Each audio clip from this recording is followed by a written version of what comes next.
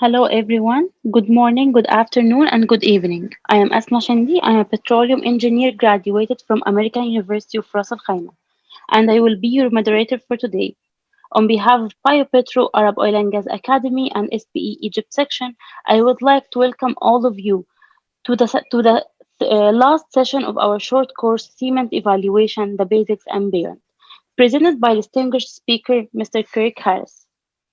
Before I present our speaker, I would like to remind you if you have any questions, please drop them in the Q&A box and use the chat box in a professional way to answer Mr. Harris' questions. Now, our speaker is Mr. Kirk Harris. He is the technical advisor for Throwbond, which provides technical support for cementing and bond log interpretation. Prior to his work of Throwbond, Kirk was the global cementing advisor for Occidental Petroleum, Talisman Energy, and Repsol.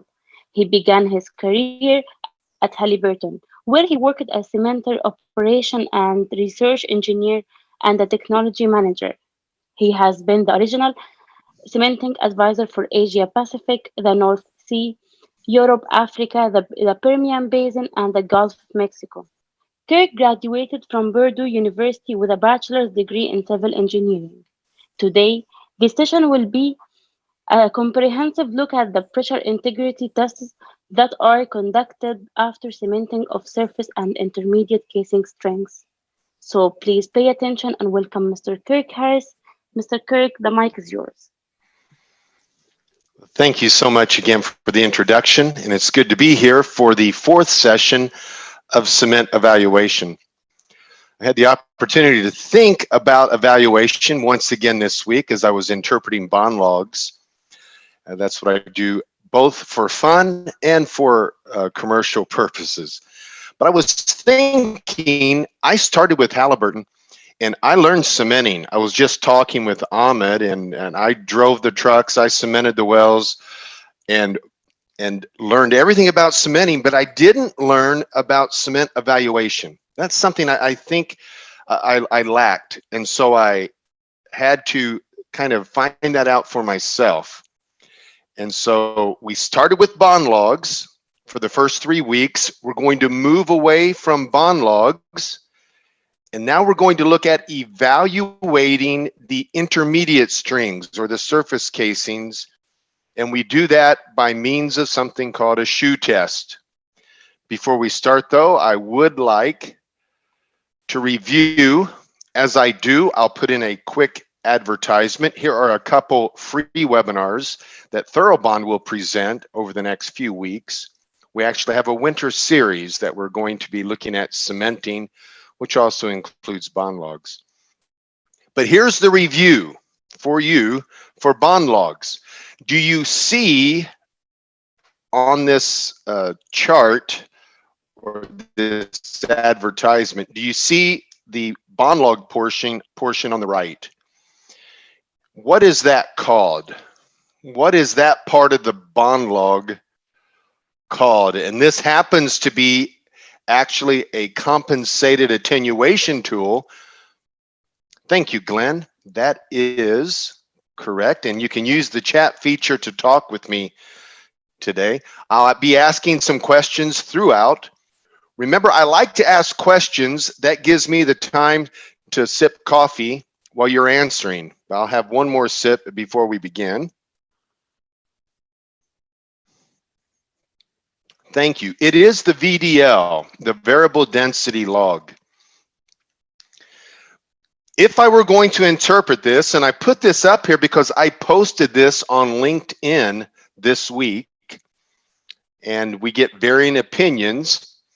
I put it up there, and all it is a VDL, and I ask, is this cement, or is this free pipe, or is this good cement or bad cement? What do we have here?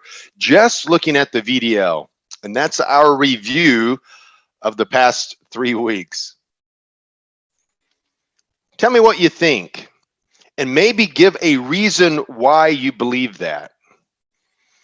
Receive some interesting feedback on LinkedIn. What do you think? Good cement, bad cement, no cement, channel? What do we have here? And after you take a quick guess, or as you think about that, let me ask you this. Maybe you'll answer this question. What is the first thing we will do if we're going to interpret this log? And of course, you're seeing only a part of the log, but what is the first thing we'll do to begin to interpret? The first step in bond log interpretation, at least according to the way that we have taught it the last 3 weeks. Don't take too long because I don't have that much coffee. There you go.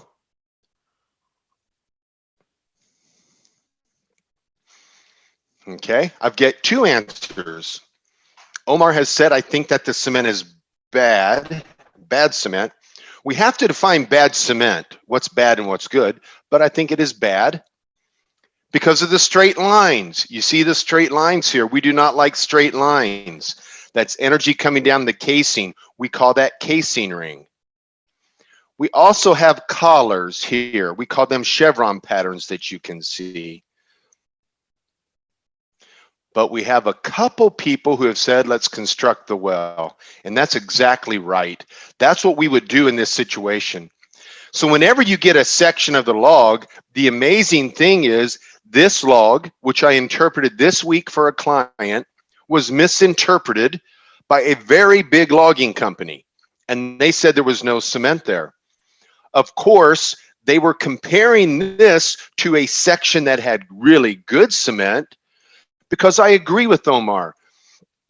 Whether this is, quote, bad cement or not, it is poorly bonded cement. That is for sure. But when we construct the well, we draw where we think the cement should be, then we would have seen this clearly is in an area that contains lead cement.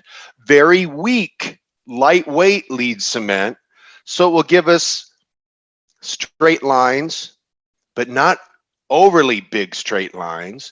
It will give us chevron patterns, but look how they are damped. See that?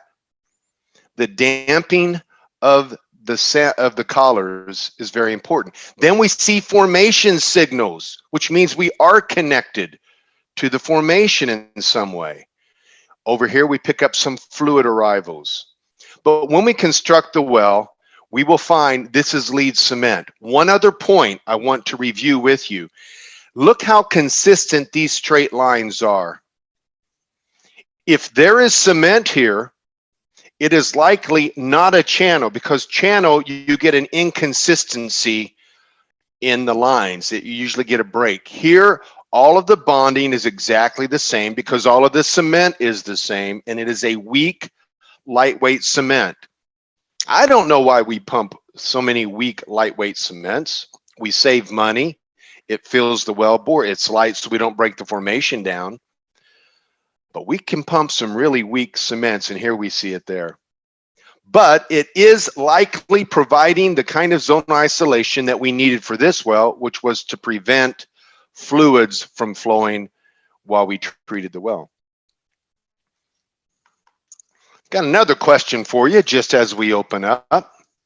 I don't know if you know where this is, but think of the places that you've been. What you think is maybe the most beautiful place you've been, or the most interesting place that you've been. As I think about cement evaluation, my mind goes here. Do you know where this is? I moved here a long time ago. A really long time ago. I had 14 years with Halliburton when I moved here. This is the ocean of southern Australia, actually southeast Australia, in Victoria, just south of Melbourne. You can go along the ocean there, a beautiful place. But what I remember about Melbourne during my time was that I thought I was a cementing expert, 14 years with Halliburton, but maybe I wasn't such an expert after all.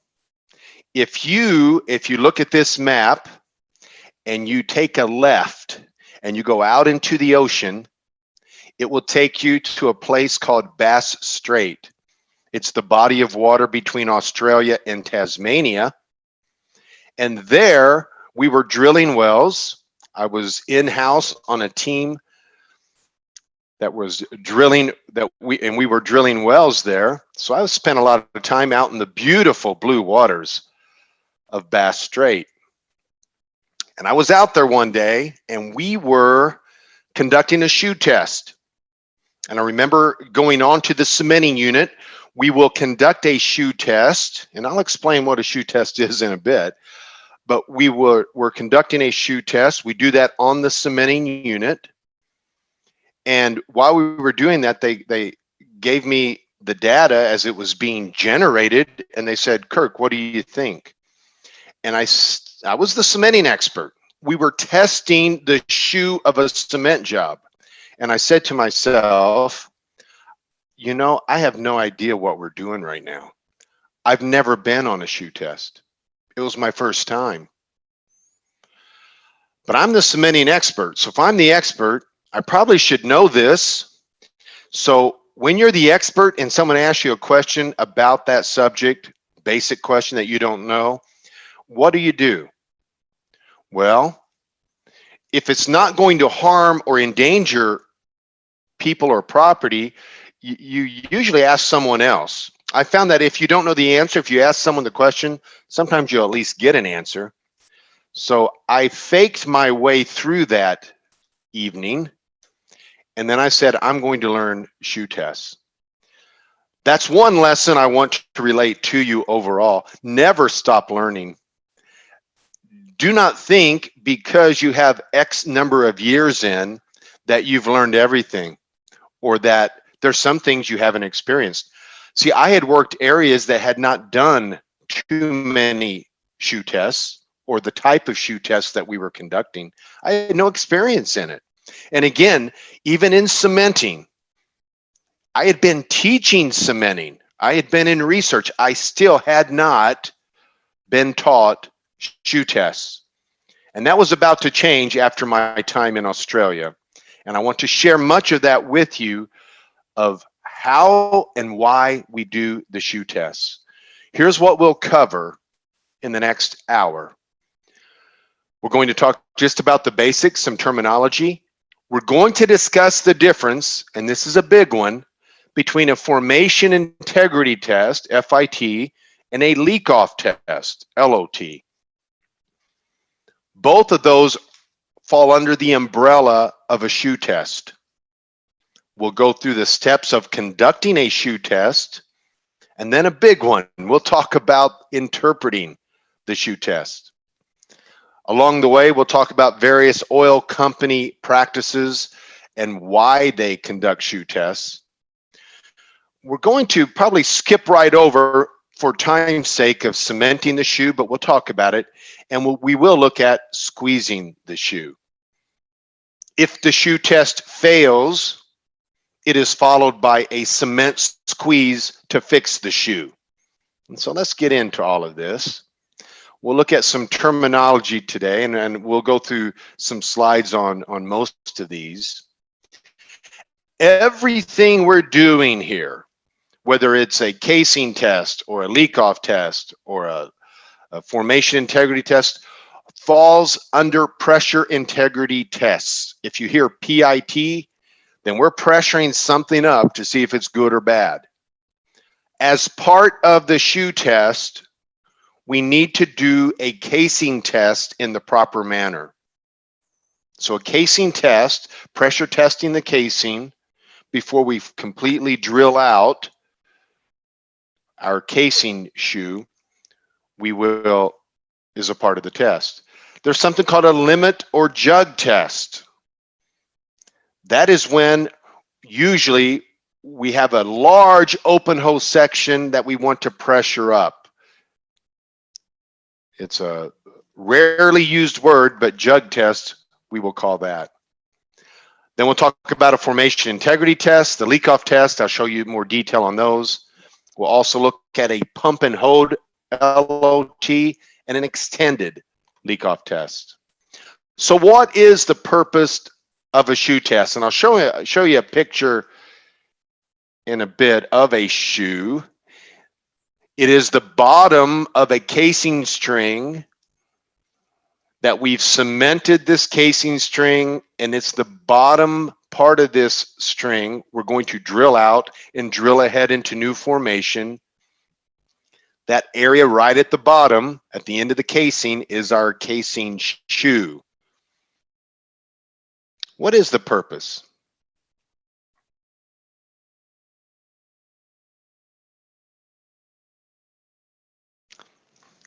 Thank you. Determine mud weight. That's one reason.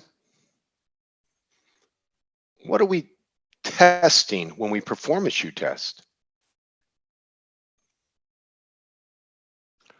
Looking for the weaker point. We're purpose to test that cement annulus, to check on formation permeability. We'll talk about some of that. Very good, appreciate it. As someone just said, determining mud weight. I think that is the main reason for conducting the shoe test, to make sure that we have isolated and have integrity to know how much mud weight we can stand as we drill the next hole section. We run shoe tests to make sure we can get safely to the bottom of this well as we drill. What are we testing when we perform a shoe test? Well, if you include the casing test, we are testing the casing, the cemented annulus, as someone has mentioned, and the new well bore. I put 10 feet of new well bore. We're going to drill out all of the cement from the bottom in that what we call the shoe track. We're then going to drill new formation. For example, in the Gulf of Mexico, you cannot drill more than 50 feet of new formation before you do a shoe test. And most will drill about 10 feet of new formation. So again, we have cemented the well. We've pumped cement in, and we've hopefully have a great cement job. We drill out the casing and we drill new formation. I should have a drill bit on here. We can go back in and do a shoe test open-ended, but we should have a drill bit on here at this point. And then we apply pressure, and the pressure is going against, obviously, the casing. It's going against the cemented annulus, and it's going against the formation. Another way to state that, we are testing the well bore. We're seeing what the strength of the well bore is. As a matter of fact, the formation, we may not even be getting the actual strength of the formation. We're getting the strength of that well bore, which contains formation. For the formation integrity test, we pressure up, and we do not pump or break anything unless it happens to break by accident or early. So we are running a shoe test. We are pumping a volume of fluid, pressuring up against that well bore, and we're going to monitor pressure versus volume. For the formation integrity test, we're just going to pressure up. We do not want to leak off. We do not want to frack. We do not want to pump into. And so we will have a maximum pressure that will be required. It's what we expect. It's what we need to drill the next hole section.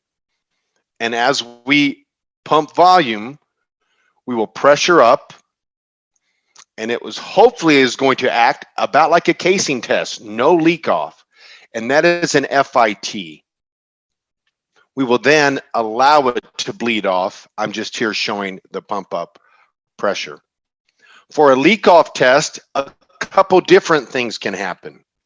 As we pressure up, we can start to lose volume in the wellbore through permeability of the wellbore. As we pressure up, we start leaking off.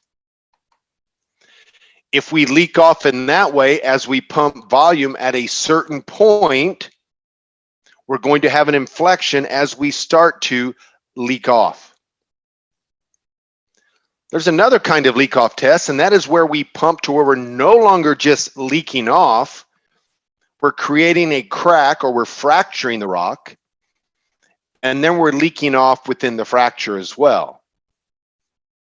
It can look different for different types of rock and different types of situations, but it may look like this, for example, where it's not just a gradual loss of fluid, but we have a strong inflection point where we start to open a crack and to leak off into that fracture. Or we may catastrophically break the rock and have a sharp drop in pressure. Then we have a pump and hold LOT. This is where we apply pressure. We pump a volume, which increases the pressure. Then we shut down and allow the pressure to drop. We then increase the pressure for pump a certain volume, and once again, allow it to drop. And we continue to do so until the end of our pumping process, and we calculate, or we chart where the leak off is occurring while we're pumping. At the inflection point of that change in pressure, where it starts changing and starts increasing, there's more leak off. There's more leak off. Where that inflection occurs becomes our leak off point. This is a very conservative way of getting leak off. Pump in, allow it to bleed. Pump in, allow it to bleed. Then we have extended leak off. This is where we pump on it for a period of time, actually are fracking the rock. When we shut down, we allow it to bleed off. So we're pumping it up. We start getting some leak offs. Perhaps here we're opening up a crack. Perhaps here the crack is growing. Now we have an uncontrolled frac and we're pumping into it. When we shut down, we get a rock strength here, and then we start to allow it to leak off. At this point, we start to flow it back and try to get even a fracture closure pressure, a much more detailed leak off. Generally speaking, though, we're either going to run, and various companies will run those last two I showed you, but we'll run an FIT or an LOT. As a matter of fact, I would say on land, most of the time, we're running FITs.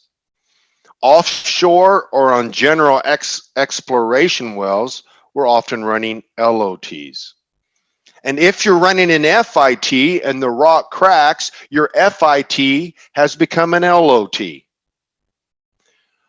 But generally, we're going to run safely up to a pressure of where we think the rock is strong. That usually occurs in hard rock kind of country. Or we're going to run a leak off where, as we're pumping, we're going to have to determine the rock's going to tell us exactly, or the wellbore is, how strong it is.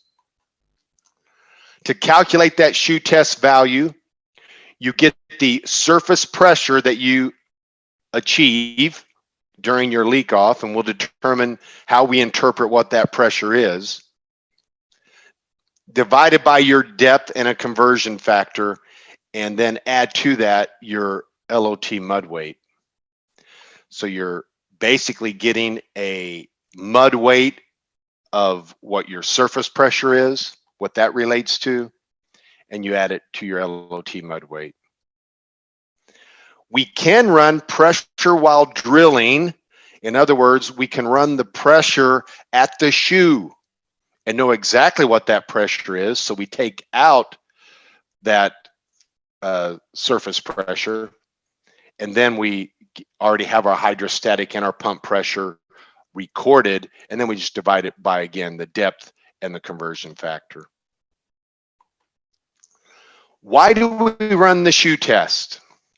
Here are the 8. We talked about them a bit before, but there are a lot of reasons to run the shoe test. As a cementing person, of course, what's on my mind most of the time is to test the cement job.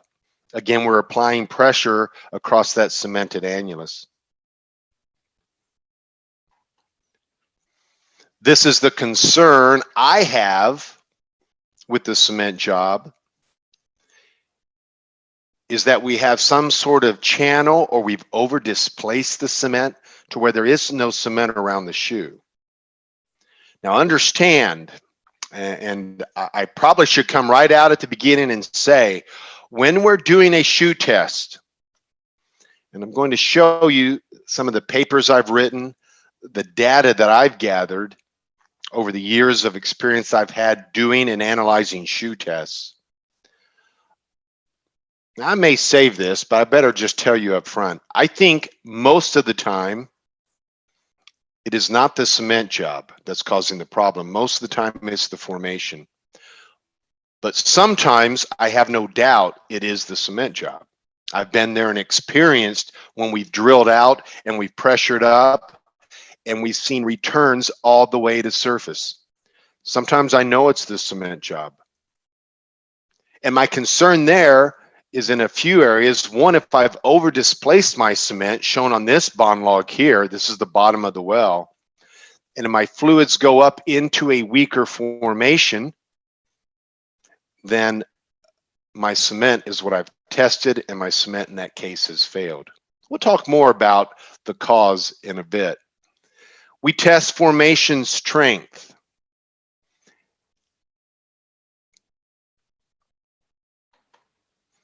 We determine the mud weight. I want to go back and just say one thing about formation strength. There are 2 things you see right next to it is know the wellbore strength. There's a difference between formation strength and wellbore strength. The formation strength is the actual strength of the virgin rock, and we really have to break into it and break it down to get that formation strength. But we can get formation strength. We'll want to do that in many exploratory wells to understand that field. We mentioned determining mud weight. I need to know, and we'll talk about that here in a bit, about the importance of knowing the mud weight, but just getting the well to bottom is a big one, to be able to finish the well. We will use this, very important, to calculate kick tolerance. We're going to go through this very quickly. I'm not a well control expert, and I will not teach you kick tolerance, but a critical point in kick tolerance calculations is knowing the strength of the rock or the shoe test and the values that we get from it. Again, kick tolerance is the highest volume, as defined, the highest volume of gas in barrels that you can circulate out of the well for well control without breaking the well bore at the shoe. How much gas, how much pressure can come in? How much am I allowed to where I'll be able to circulate that out without hurting my well? And again, I won't go through this completely, but to calculate kick tolerance, and again, this is an amount of gas or fluid, but any fluid, but amount of gas, let's say, then we have to understand or get an estimation on the kick intensity.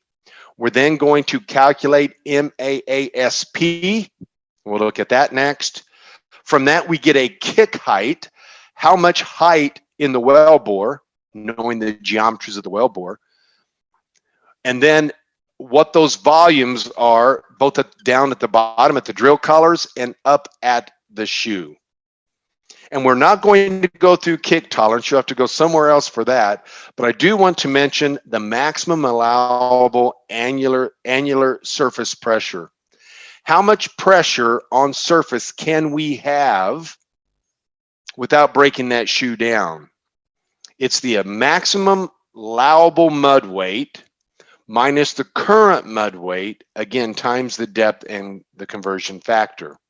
And all I want to say about this, when you see MASP, the maximum allowable mud weight, which is a part of that calculation, comes from the shoe test. And so that's why the shoe test is so important in kick detection and in drilling the well safely.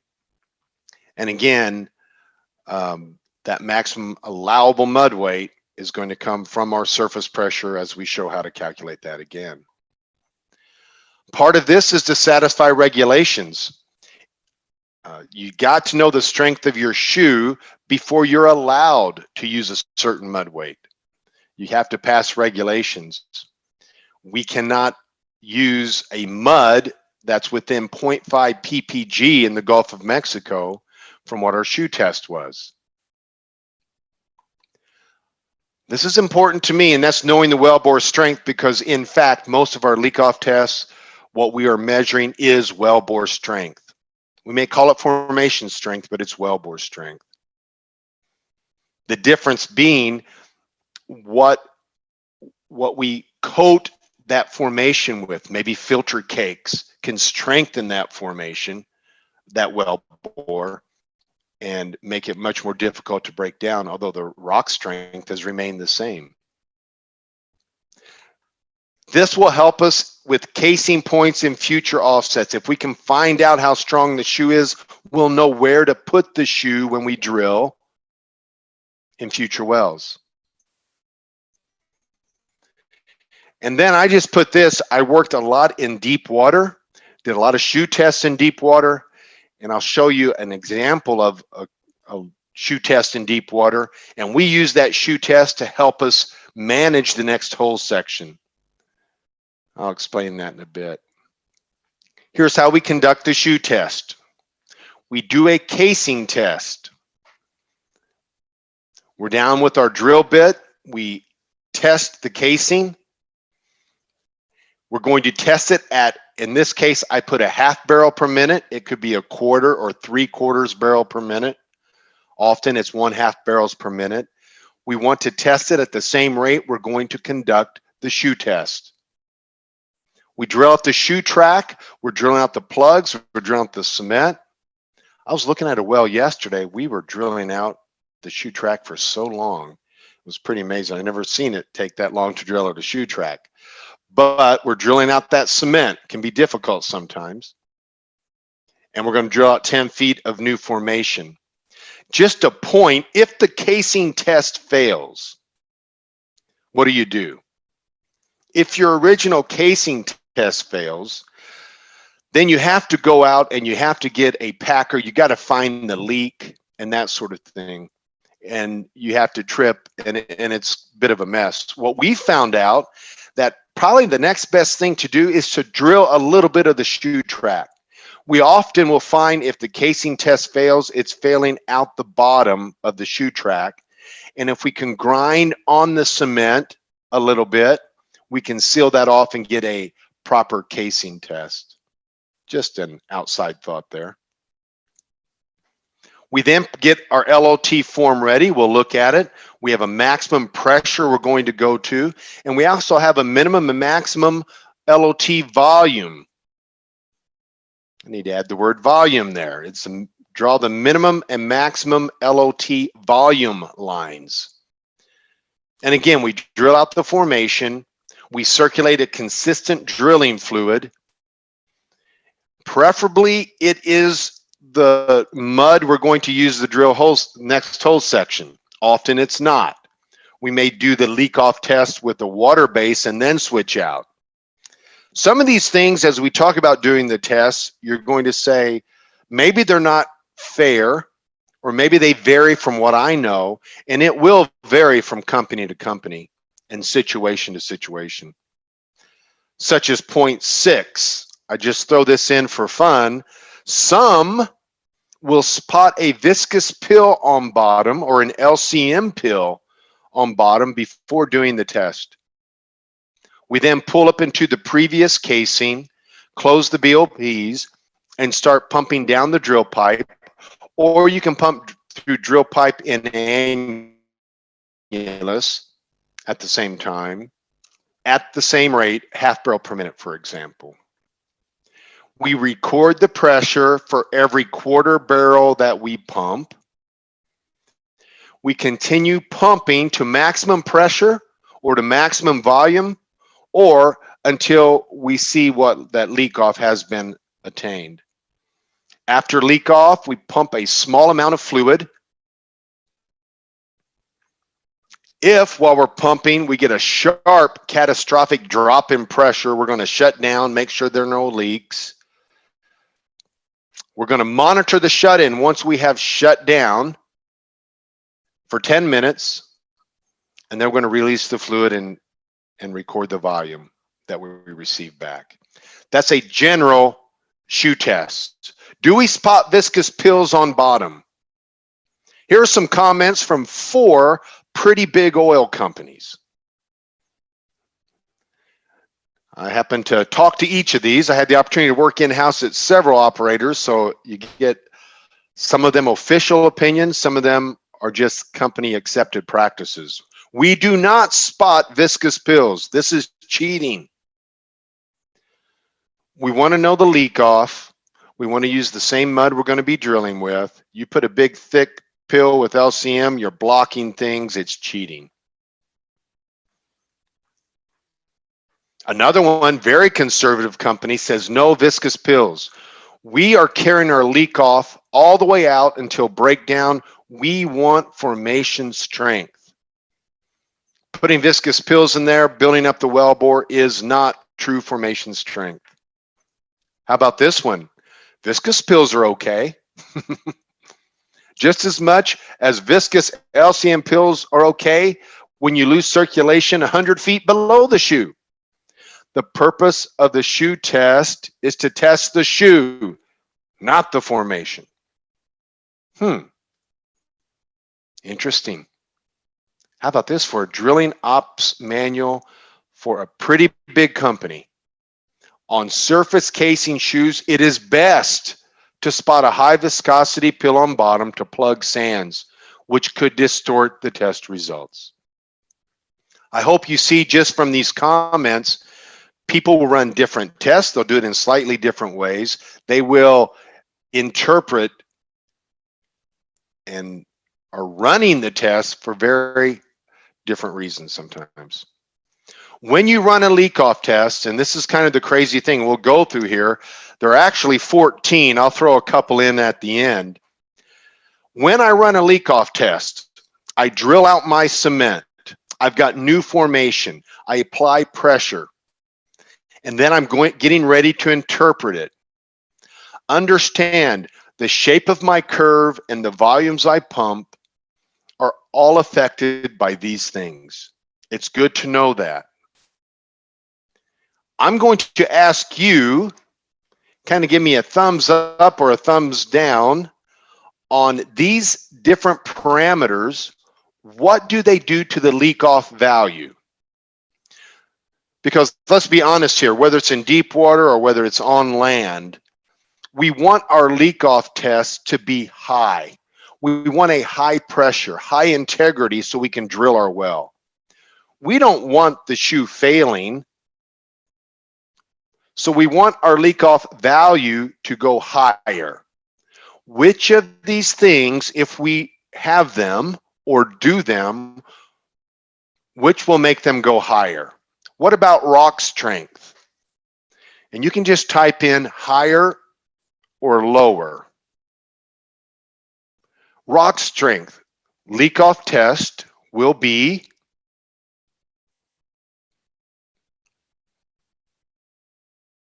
leak off test with more rock strength. I'm going to get a higher value. Thank you, Mohammed. Thanks, Glenn. What about pump rate?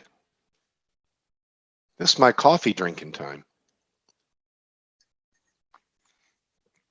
And let me clarify, as I increase my pump rate, I'm throwing some curveballs here, obviously. I'm getting some higher and lower. I'll show you an example of this, but as I increase my pump rate, my pressures go higher before I leak off. We're trying to stuff a lot in, and we get that pressure buildup before it leaks. What about fluid viscosity?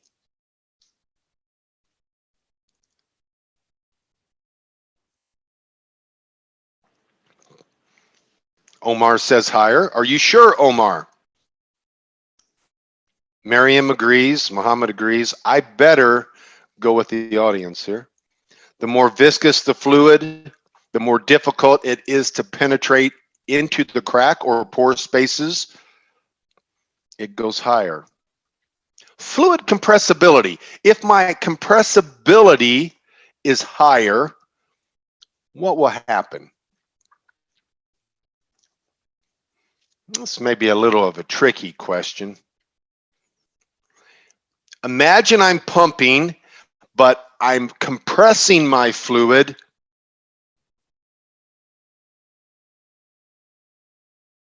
while I pump. As I compress it, I'll pump volume, but my pressure won't go up as high. It could even start to bend too soon. It's going to go down. It's lower. Formation permeability. I only think one or two of these are on the quiz, maybe one. Formation permeability. As my permeability increases,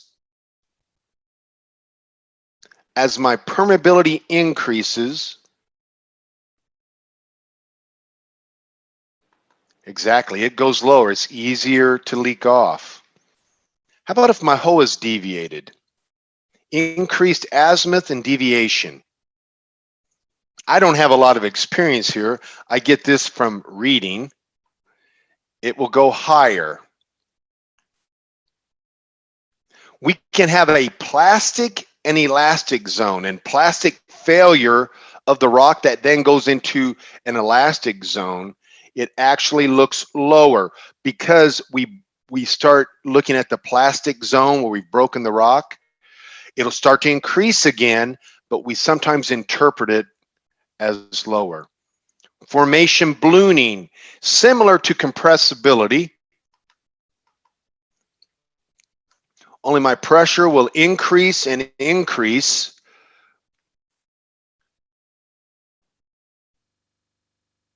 How about a pre-existing crack if my rock is already cracked?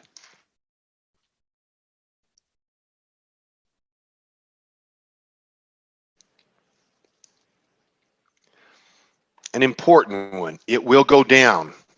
Remember that one. It will go down because I don't have to initiate that crack. It's already been initiated. And it's easier to reopen a crack than it is to initiate that crack. A cement channel, if there is a channel there, will my LOT be higher or lower?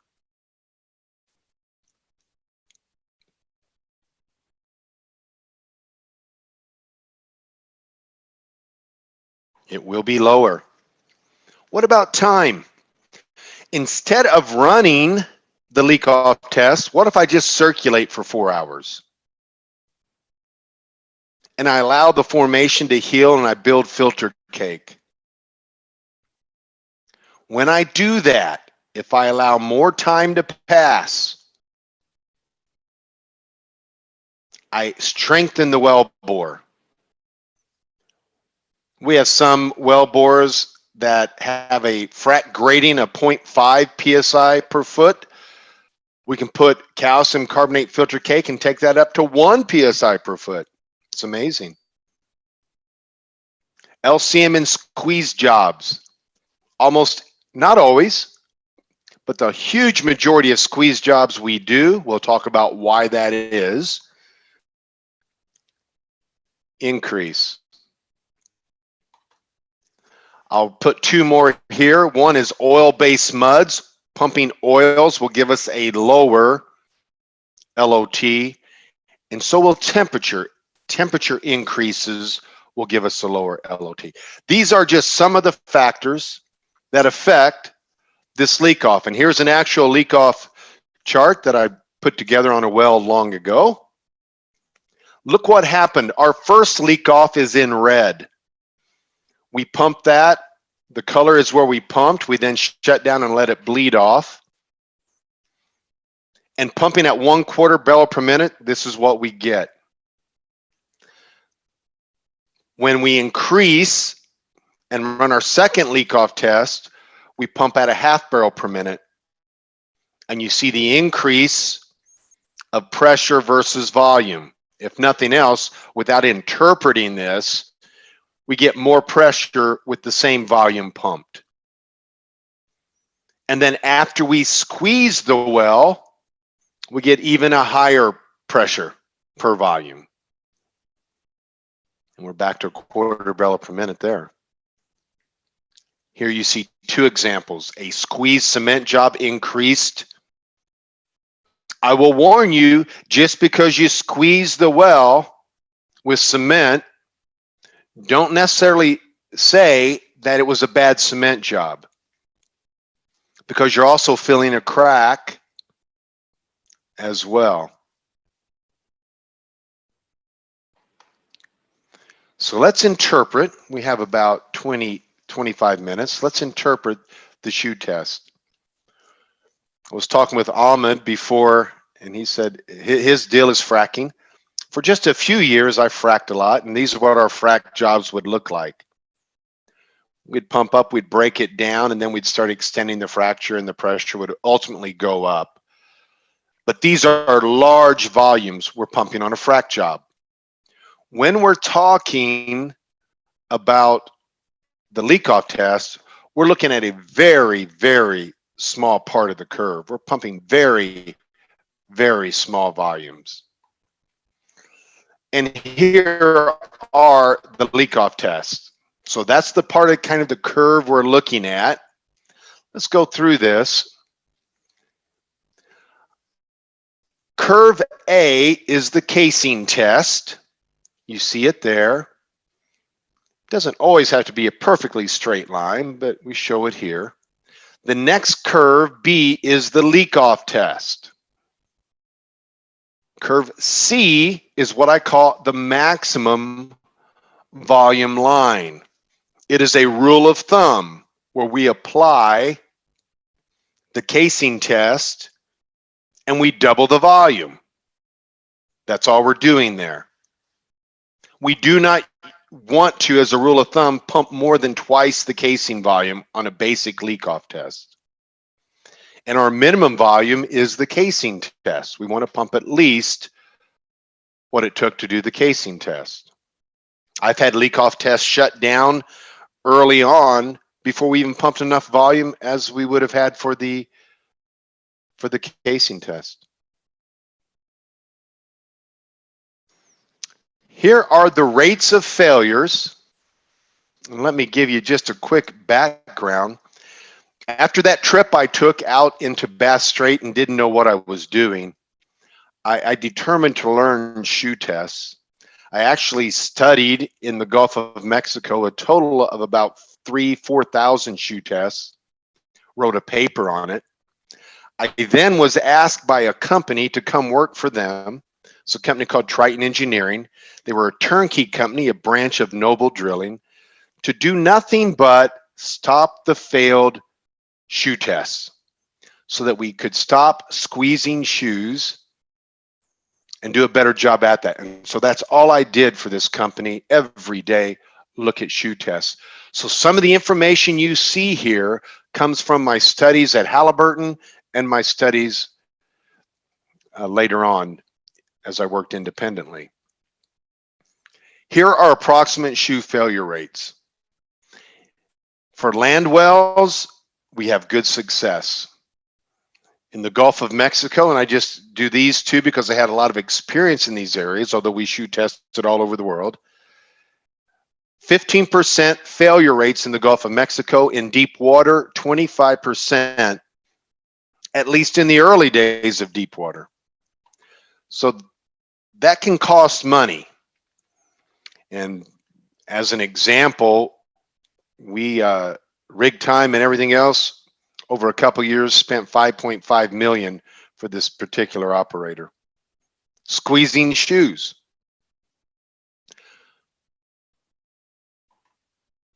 So here's a good question. Why did the shoe test fail? So I'm going to ask you to answer that. We have about 20 minutes. We'll continue. Why do shoe tests fail? I hinted at it before. Give me what you feel is your number one reason. If you don't agree with what I say, I'll try to convince you otherwise. But what do you think? Why do shoe tests fail? We pressure up on the shoe below the cement and it breaks sooner than I expect, sooner than I want, sooner than I need. What causes failed shoe tests? Any thoughts that just pop into your head? Why do shoe tests fail? Why do they fail 15% in the Gulf of Mexico? In certain areas, they fail quite a bit.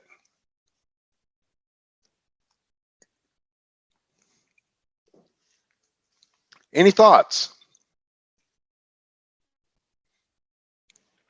I know someone has a thought.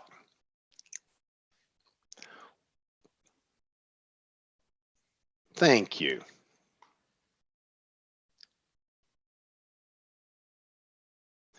Because of the well-born nature. Interesting way to put it. I'm not disagreeing with you, Miriam. Okay. Thank you. No, I appreciate the comments. And what I'm about to tell you, because Jamo has said mud homogeneity, that means we didn't do the test correctly. And that for sure it can be a reason. Here's what I did. I went to work for this company, and my only job was make sure shoe tests don't fail. So after the first 4 weeks, you know how many failed shoe tests we had? 0. We didn't have a single failed shoe test. I remember the president coming in one day. He put his hands on my shoulders and he said, "Have we squeezed any shoes?" No, we've had all successes. And I remember the president saying, "That's why we hired this guy. Keep up the good work, Kirk. No shoe squeezes." And I thought, well, that's wonderful, but I haven't changed anything we've been doing. I'm just studying this. So came that day, I came to the office. I'm walking down the hallway for that morning meeting, and I hear in the hallway, we had to squeeze a shoe. I heard it in an office. I went back and listened. Did you say we had to squeeze a shoe? Yep, last night we had a failed shoe test. Uh-oh. I'm not going to get praised too much this morning, so let's do it. And the more I started thinking about it, a few weeks later, we had another failed shoe test. The president, he still liked me, but he wasn't as enamored, or he wasn't bragging about me so much. So I thought, you know what? I've done this throughout my career, but I'm going to ask all of everyone's opinions. And so I would ask every engineer that had a shoe test fail, why did it fail? And here's the list that I've come up with. Interesting list. Jamo, you said it right at the beginning. Poor mud properties. Someone else said this word earlier, these words, bad cement. Still don't know what bad cement is, but bad cement. Casing point selection. Maybe it's the formation is too weak where we're setting the casing. You can go down the list here from pumping too slow to no centralization, channeling. I like this one. Has something to do with the cementer. I don't know, but every time Rick is out on the cementer, we have a failed shoe test. Wrong interpretation, permeable formation. We'll talk about the hesitation method not employed. How about this one? A cementing expert came up with that we were using rubber tires instead of natural gas to make the cement as kiln fuel. Can you imagine that? They started using rubber tires. They would use it in the fall, and he noticed more shoe failures in the fall. I don't know. And then cracked well bore. Here are the two that I want to tell you from my experience that stand out. The formation. Look at this. This was from a paper that I wrote. 3 service companies I compared in this study, and a number of operators in another study. What do you notice there? Who's the best cementing company? We'll have to move along. We got about 10 minutes, or about 15 minutes will go longer. And why is operator A that much bigger than operator E? And who is operator A and operator E? The service companies are all the same for the most part. If you think Schlumberger is better, we had a failure after this, dropped them to 78%. So they're all about the same, but the operators differ. It's not the cementing. It is the operator. And it's where the operator is drilling and where he's setting his casings.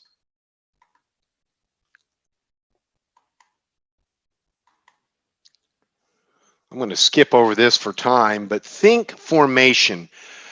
We're going to test against the cement. I saw 2 major failures of the cement. Once we used a glucose-based mud, a sugar-based mud that didn't cement. This mud doesn't exist anymore, but it retarded the cement so the cement didn't set up. We did the test, circulated all the way to surface. Another time I remember we were stuck. Didn't move the casing on bottom for days. After we cemented, did a shoe test, got returns to surface. But here are the jobs that are the most unsuccessful. Lost circulation wells. I'll show you the data. That's a condition of the formation. Exploration wells. Very high in failure rate as we try to find and understand the strengths of the formation. That's formation knowledge that we lack. In the Gulf of Mexico, there were certain locations of the formations we were setting in that failed. Geographic. I saw this in Oman. We drilled all sorts of wells in one area. We shifted over to a different part of the field, started having shoe test failures because the formations at those depths were weaker. And then LOTs versus PITs or FITs, when you take them to leak off, when that's what we're doing, again, it's the way we test the formation. So we took 24 failed shoe tests. We focused on the shoe. Maybe it was the shoe track issue, but look what happened there. The shoe track average depth for failures was a huge amount, 194. We had pressure tested and drilled hard cement in 96, all but one well. And so it really wasn't the shoe track from that standpoint of cementing. What was it for cementing? If there were critical factors for cementing, here are the big 3 that stood out. Where we did not centralize and where ultimately it could have been the failed cement job, we were almost twice as likely to have a failure of the shoe test with no centralization. Pipe movement was an issue. Where we were stuck and couldn't move the pipe, we were 1.5 times more likely to have a failure. The same was true with losses. If we could move the pipe, 1.6 times more likely of success. If we didn't have losses, the same way, 50% more likely to have success.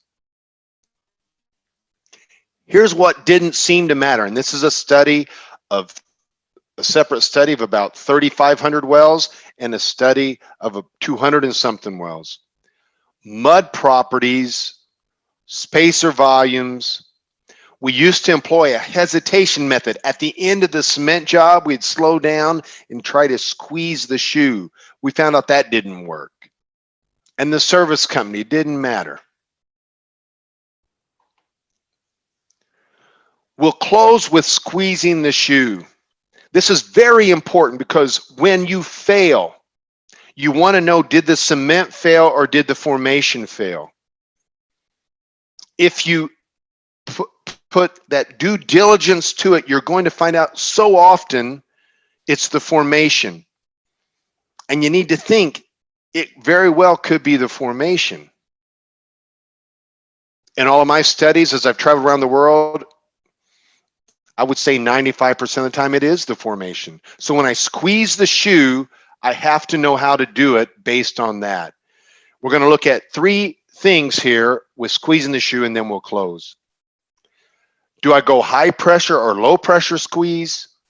Do I use a tool, a packer, or a retainer? Or do I use a balanced plug method or the Braden head method?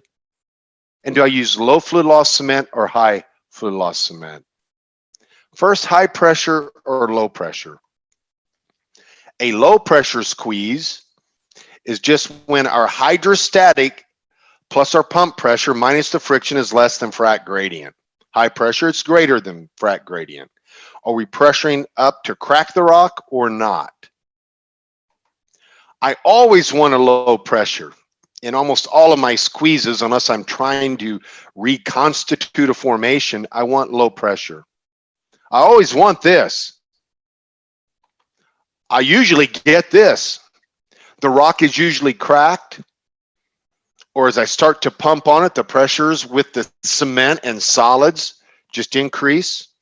I will tell you, in looking at almost 29 squeezes in this independent study, every time we started to squeeze, we had to take the pressure up. As a matter of fact, when we filled it with cement and tried to pump cement in, if we had used cement for the leak-off test, we would have passed the leak-off test. We had to go up above frac gradients. Understand that even though you want the low pressure squeeze and you think you might be squeezing a channel, when you go to put the cement in there, watch that pressure.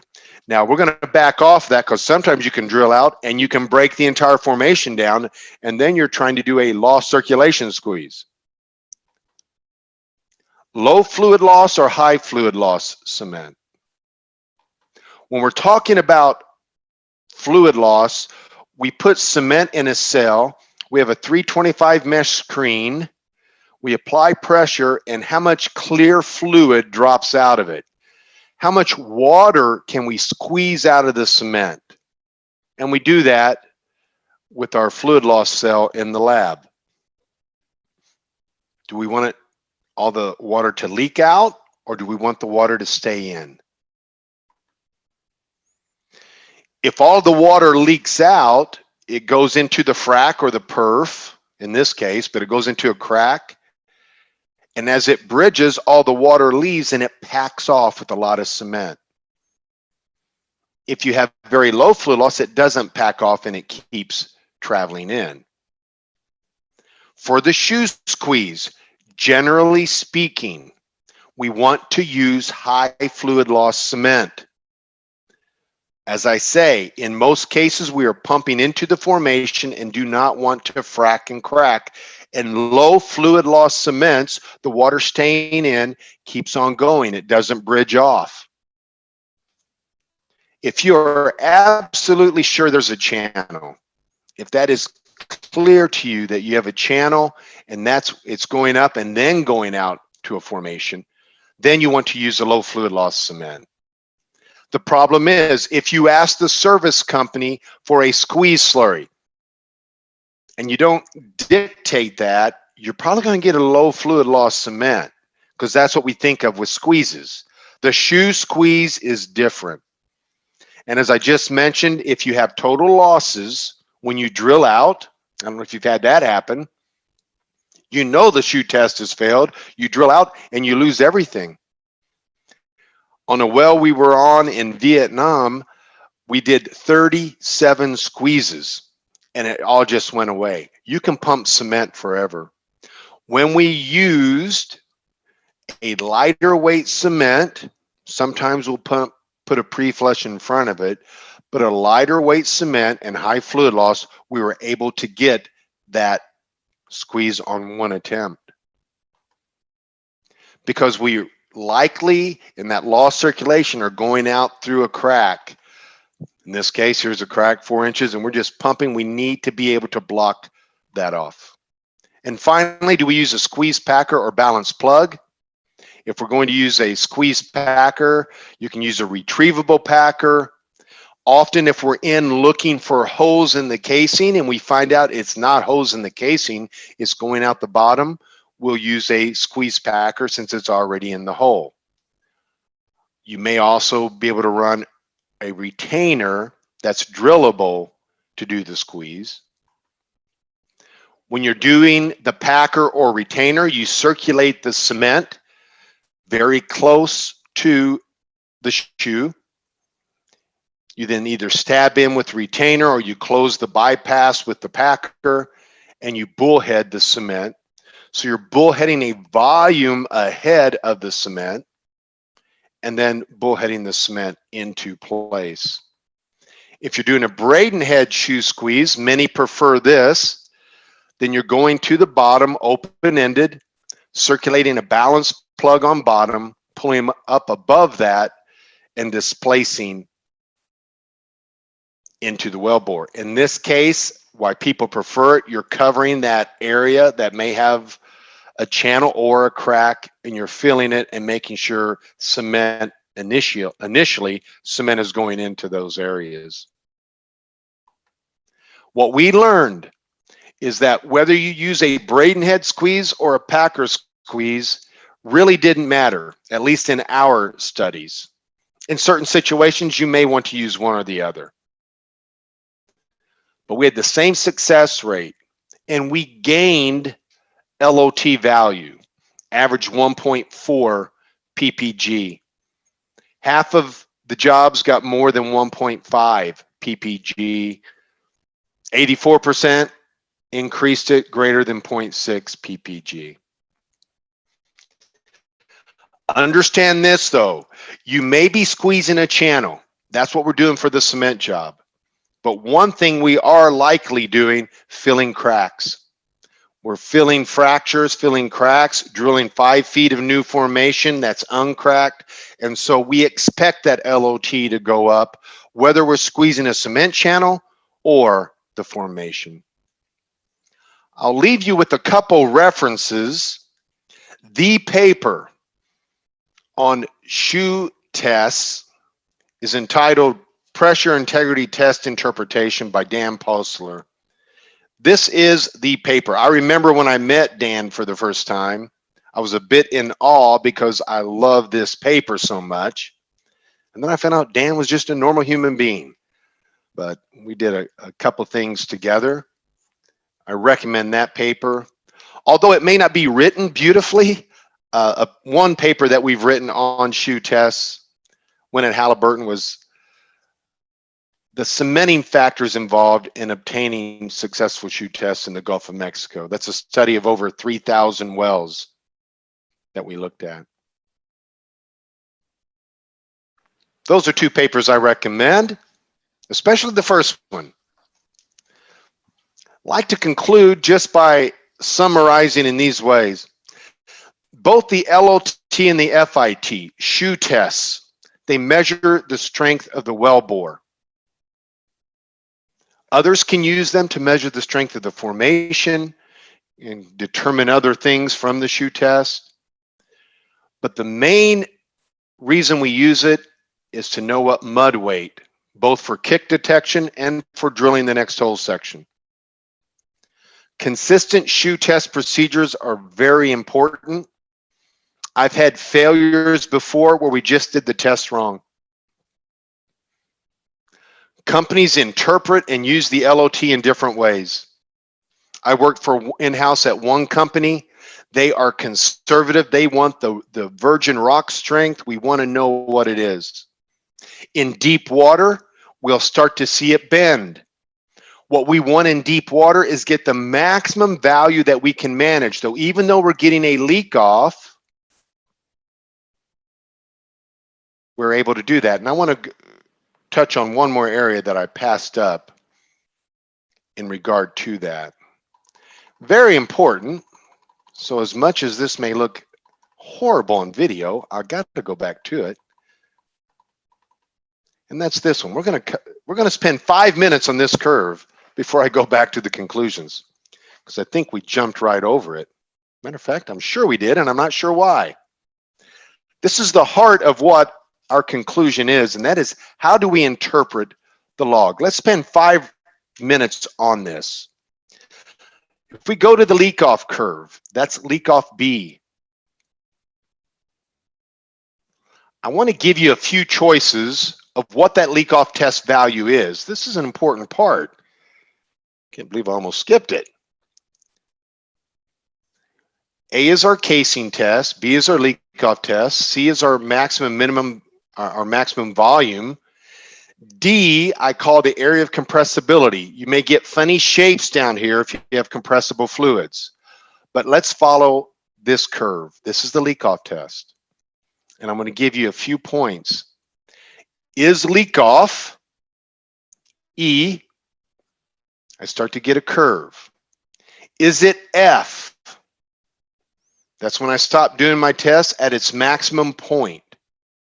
I then shut down, maybe count to 10,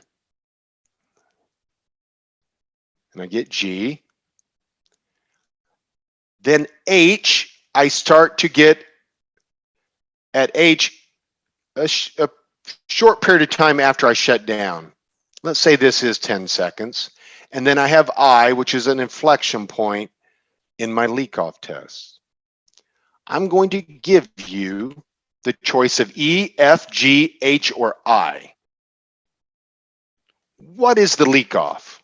And we'll talk about that for just a few minutes, and then I'll conclude.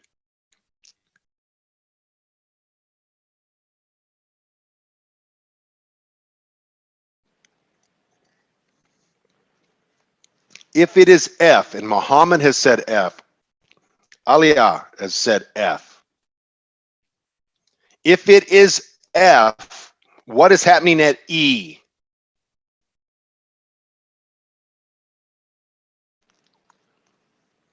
I like it. Miriam just said it's all of them. I like that. It's all of the four. Omar says E. Jamo, F. I'm going to go back to Miriam's answer. It's all four. It's all four. Here's what's happening. We're not leaking off here. We're building up pressure just like a casing test. At E, there is an inflection. Something has changed.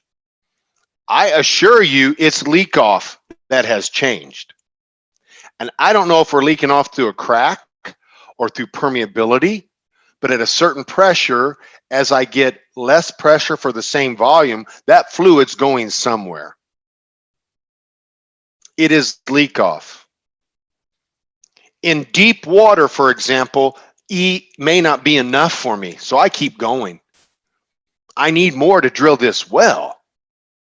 And as long as I'm increasing pressure, I can manage that. So if I'm on a deep water well, I promise you, quite often we're using F as the leak off. Now at F, we're pumping into it. E is just a leak. I agree, Jamo, but I don't know what kind of leak it is. Was there a crack already there that I'm now opened? Or that I started now leaking off into with pressure? At F, I've shut down. That's where I've stopped. And yeah, it looks like I've got all I'm going to get out of this rock before it breaks completely. I shut down. G is my instant shut in. There are companies that want to play it very conservative. They're going for rock strength and they'll choose H. Others will be even more conservative and try to find closure at I, at another inflection point.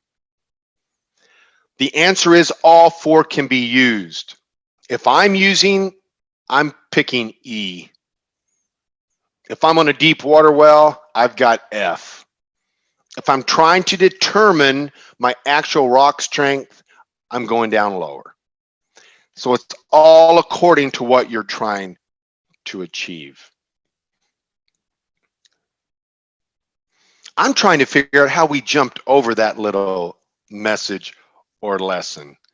And yes, it does depend upon the condition of what we're trying to do on the well, what regulatory bodies will allow us to do. In critical situations, we have to get approval for F and to show that we can manage that curve when we know that there is something occurring at E. We may design future wells based upon G, H, or I.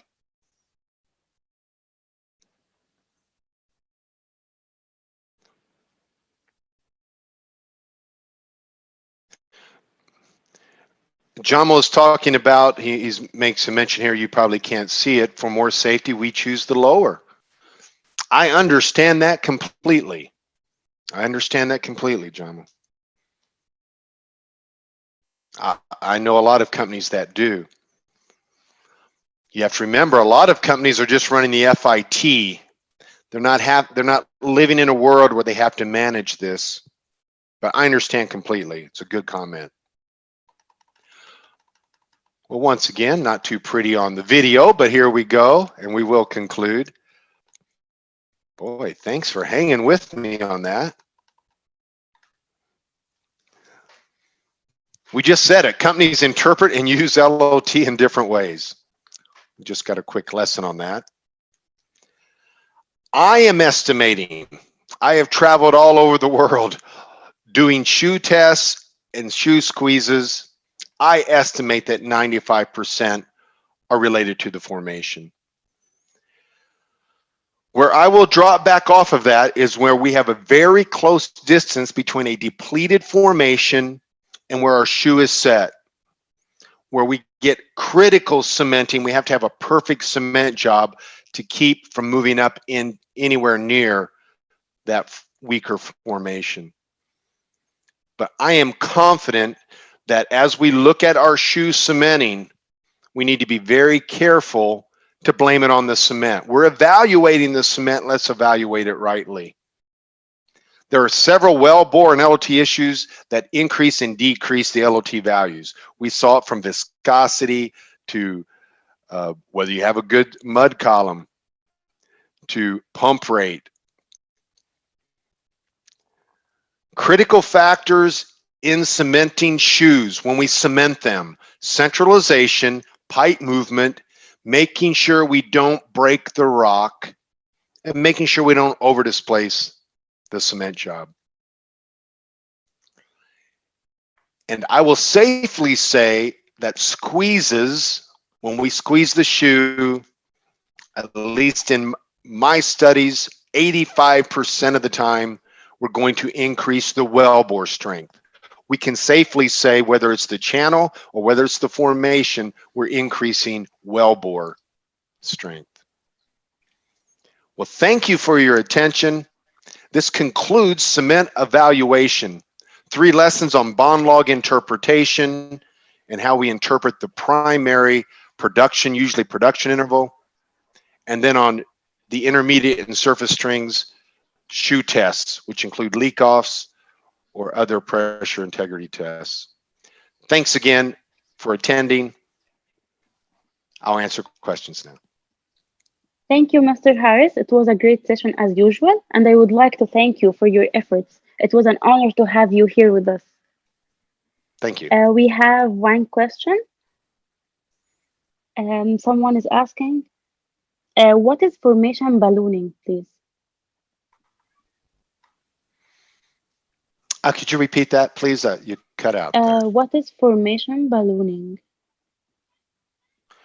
Oh, okay. Yeah, I kind of skipped over that. The question is, what is formation ballooning? And that is when you're allowed to pump volumes into a formation, but the formation fracture expands and takes the fluid, but doesn't break. And when you stop pumping, it gives it back to you.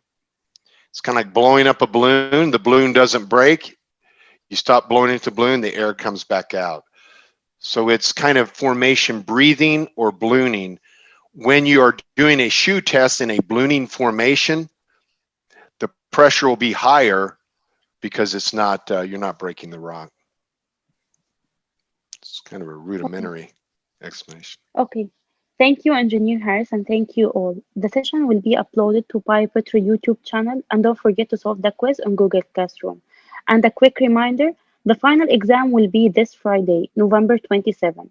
We have three different timings: 2 p.m.